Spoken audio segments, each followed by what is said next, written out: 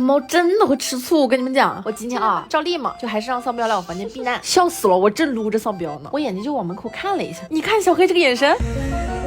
而且丧彪真的查的不行，我跟你说，确实查的不行。他明知道小黑看不上他，他也不知道躲远点，他还特意跑到门口去趴着，就很像炫耀，你知道不？查的，我也不知道是不是我想多了，反正这一套操作下来，小黑气疯了。这个家里啊，你看看彪子不顺眼的主要就是俩，一个大白团子，一个小黑。大白团子本身他就是精神病，他家里的猫谁都揍的，我也不觉得稀奇，对吧？但是小黑揍丧彪，这个就能说明问题了，就是小黑在家里跟谁关系都很好的。之前老抽洗脸到家，然后包括地户到家，后来地户生孩子，谁来我都是先让小黑去打头阵当交际花的，就是都很友好嘛。怎么到丧彪这气场就这么不合呢？